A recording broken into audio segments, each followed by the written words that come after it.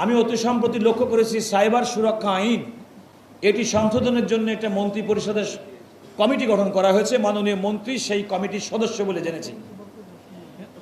আগামী দিনের চ্যালেঞ্জ মোকাবেলায়, তথ্য সন্ত্রাস মোকাবেলায় কিংবা আগামী দিনের সময়ের ক্ষেত্রে with the advancement of artificial intelligence আমাদের আইনটাকেও যুগোপযোগী করতে হবে। আমি একটা খেয়াল করে দেখেন, আপনারা সাংবাদিক বন্ধুদেরকে আমি আপনাদেরকে অনুরোধ করব, 8 তারিখে একটা মামলার শুনানি আছে, আপনারা শুনানিতে থাকবেন। জনাব শিশির মনির সেই মামলার বাদীপক্ষের আইনজীবী। আপনারা খেয়াল করবেন, আমাদের যে কোনো ফৌজদারি মামলায় যখন তদন্তকারী কর্মকর্তা যখন কোনো জিনিস মালামাল সিজ করে, এর কিন্তু ব্যবস্থাপনা হয়। আপনি যদি শাহবাগ দিয়ে যান, দেখবেন থানার পাশে পুরনো জং ধরা গাড়ি পড়ে আছে।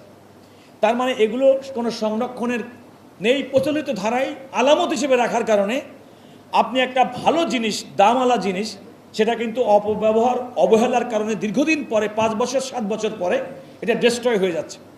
ভারতে তারা এখানে ডিজিটাল এভিডেন্স ফর্মুলেশন তারা করেছেন।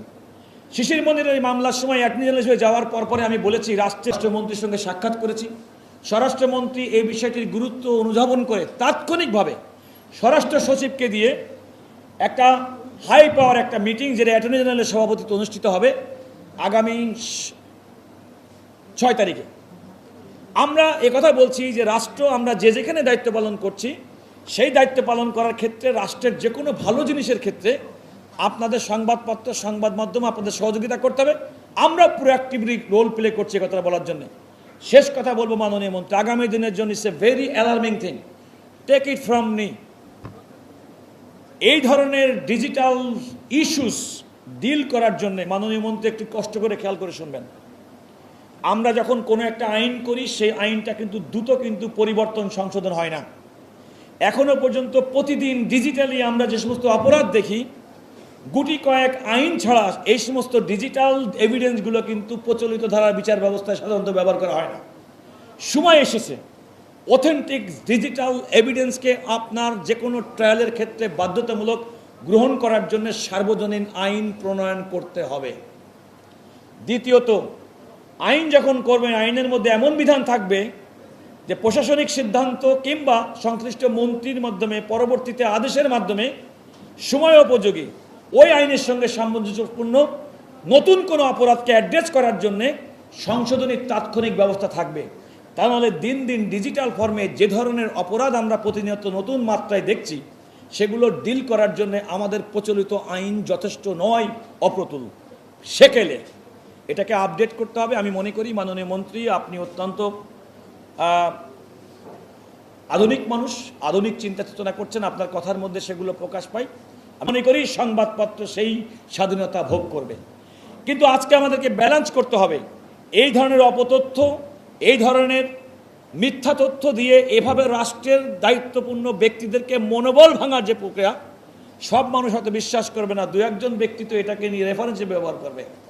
এই যে ইনজুরি, সোশ্যাল ইনজুরি, ভালো কাজ করার ক্ষেত্রে যে প্রতিবন্ধকতা, তার বিরুদ্ধে কি ব্যবস্থা গ্রহণ করবেন, সে ব্যাপারে সময় এসেছে চিন্তা করার, সিদ্ধান্ত নেওয়ার। আরেকটি কথা বলে যাব মাননীয় মন্ত্রী, আইনের সঙ্গে সংবাদপত্র এবং আধুনিক সংবাদ প্রকাশের সম্পর্কে মাননীয় মন্ত্রী মহোদয়কে দৃষ্টিতে শুনবেন। আমরা এখনো পর্যন্ত 150-200 বছরের পুরনো ফৌজদারি বিধান নিয়ে আমাদের আইন পরিচালিত হয়, দেওয়ানি আইন পরিচালিত হয়। 18 সালের মধ্যবর্তী সময়ের পরের মামলা। অন্যায়ের বিরুদ্ধে সাংবাদিকরা সঠিকভাবে সত্যটা তুলে ধরবে, এটাই প্রত্যাশা, এটাই গণতান্ত্রিক রাষ্ট্রের বিধান। এবং আমরা এখনো পর্যন্ত 150-200 বছরের পুরনো ফৌজদারি বিধান নিয়ে আমাদের আইন পরিচালিত হয়, দেওয়ানি আইন পরিচালিত হয়। 18 সালের মধ্যবর্তী সময়ের পরের মামলা, আইন। অথচ যুগ বদলেছে, প্রতিনিয়ত আমরা এআই, তার ভালো জিনিস এবং খারাপ জিনিসের সঙ্গে আমরা সংঘর্ষ করছি, দ্বন্দ্ব করছি। মানুষ সোশ্যাল মিডিয়াতে এআই জেনারেটেড কোনো ফেক নিউজ এমনভাবে বিশ্বাস করা শুরু করেছে, জাতীয় পর্যায়ের অনেক নেতৃবৃন্দ সেই নিউজের সূত্র ধরে নিজের প্রতিক্রিয়া ব্যক্ত করেছেন, পরবর্তীতে ক্ষমা চেয়েছেন। অতি সম্প্রতি, আমি নাম বললাম না, জাতীয় পর্যায়ের নেতৃবৃন্দ। তাহলে এই যখন আমাদের আর্টিফিশিয়াল ইন্টেলিজেন্সের যখন অবস্থা, সেই ক্ষেত্রে আমাদের আইন কিন্তু যুগোপযোগী না। আমি বিশ্বাস করি আমি যা বলতে চেয়েছি আপনারা সবাই বুঝেছেন, এবং মাননীয় মন্ত্রী নিশ্চয়ই সে বিষয়টির গুরুত্ব দিবেন, এটা আমার বিশ্বাস। আপনাদের সবাইকে অসংখ্য ধন্যবাদ।